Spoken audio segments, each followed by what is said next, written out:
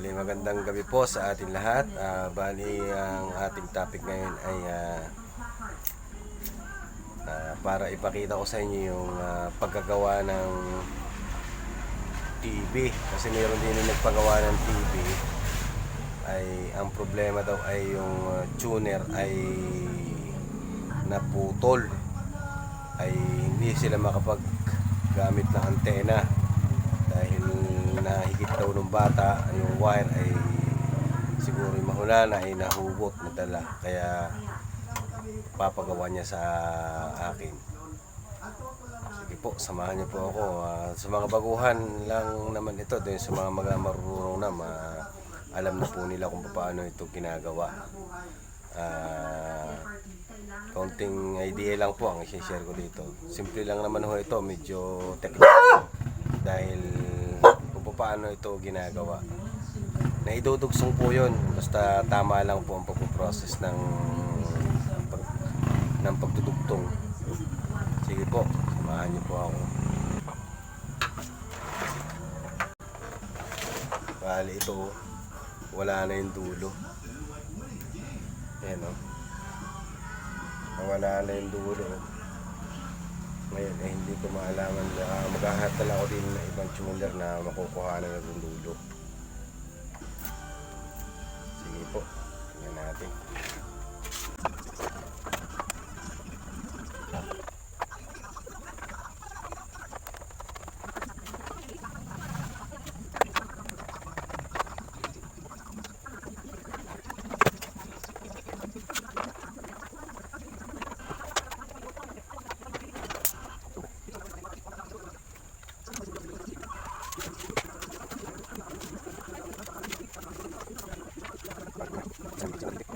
Ng lupa at magsasakang pastor din na tinamaan ng bato sa ulo. Patay rin ang isang pastor na nabulugan ng bato. Tumaas ang gas toll kumpara sa Wintala kahapon. Sa pag-uulan po ngayon na mga kababayan natin na itatabi ng injured. Wala na rin po Ayan, activities po.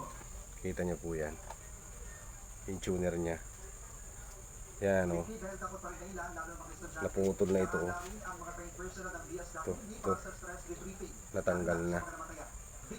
Ang gagawin natin dyan ay di hugutin muna natin ito, tapos saka natin ikakabit yung tuner.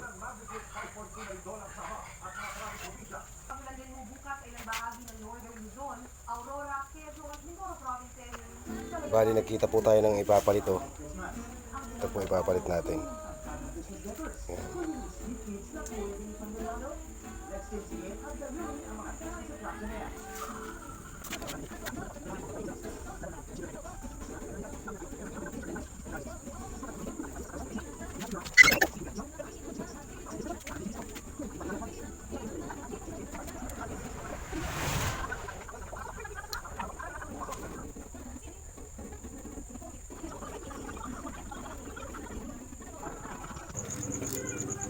Bali, ginawa ko na lang ng paraan muna. Wala na akong mabibili ng tuner dyan eh. Kaya parang pagka ganito, papalitan na ng tuner. Pero pagka tuner ang papalitan, mas maganda pag bumili ng bago. Kaya ito na lang. Ginawa ko na lang muna ng paraan. Yung customer ay wala ding masyadong pambili eh, ng pan. Nagawa ko naman siya ng paraan. Pinabit ko na, nilagyan ko lang ng lead, tapos nilagyan ko ng support na wire para kahit mahila siya, hindi siya basta-basta matatanggal. Tapos nilagyan ko rin yung paligid ng tingga. Kaya matibay naman siya.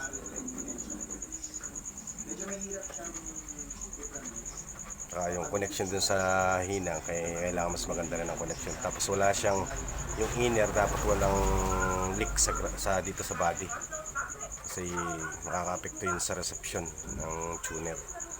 Kakabit ko na lang.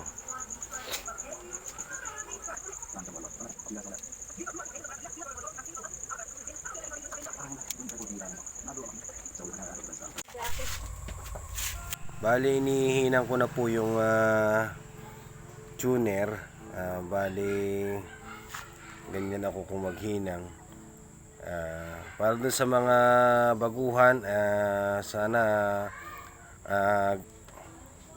checkin nyo ng maigi yung hinang. Kailangan maganda ang pagkakaluto ng tingga para mas matibay siya.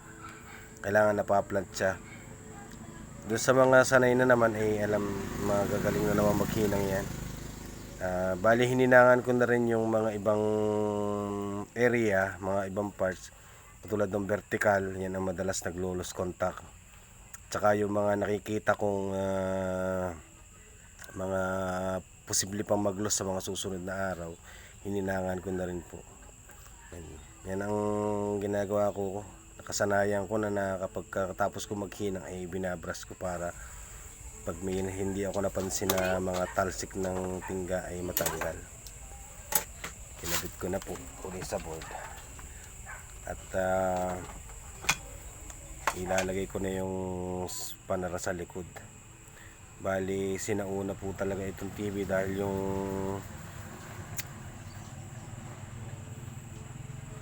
likod niya ay ang speaker niya ay nandun pa, nakadikit pa dun sa likod. Bali titestingin ko muna bago ko isara, parang final test kung hindi naman siya nasira. Kasi minsan pag nagkakalas, minsan may power tapos pagka ni-repair mo nagwa-blackout.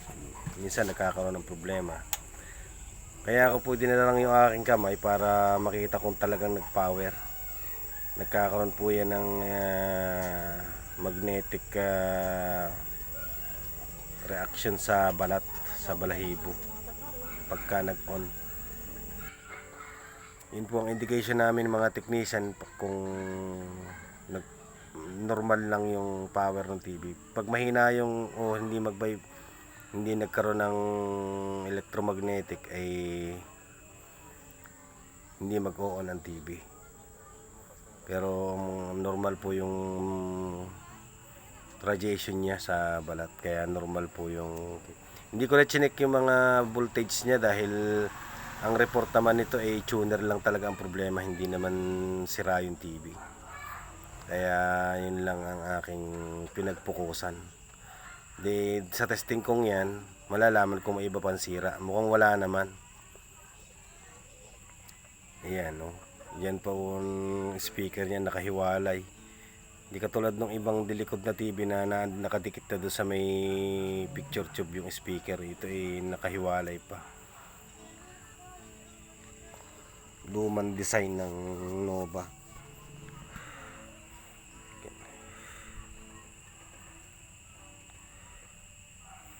Kinakabit ko na yung speaker.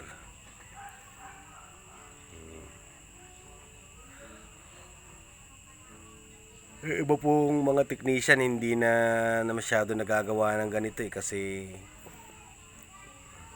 kalimitan po flat screen ang kanilang ginagawa. Minsan hindi na tumatanggap yung ibang technician ng ganito.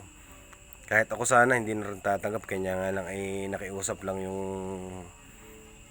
wala pa yatang pambili kaya pinagbigyan ko na. Maliit lang naman ang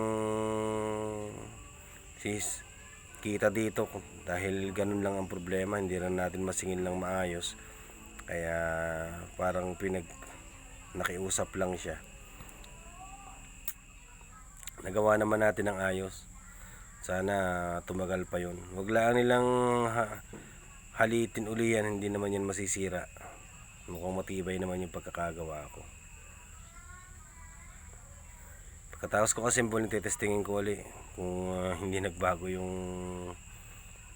minsan kasi pag mayroon akong hindi nakikitang loss connection, pag kinabit yung likod ay nakakaroon ng epekto.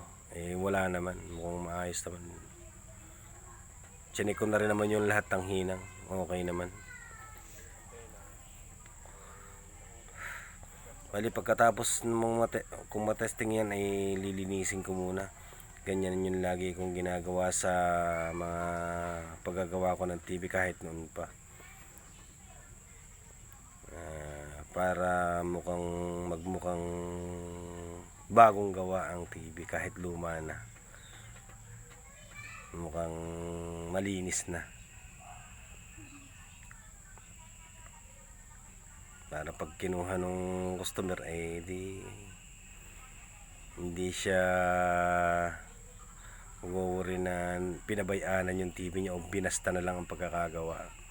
Nakakahiya din naman eh. Baka sa susunod bumalik pa ito at magpagawa pa naman ng ibang gamit niya na nasira. Pagkatiwalaan tayo.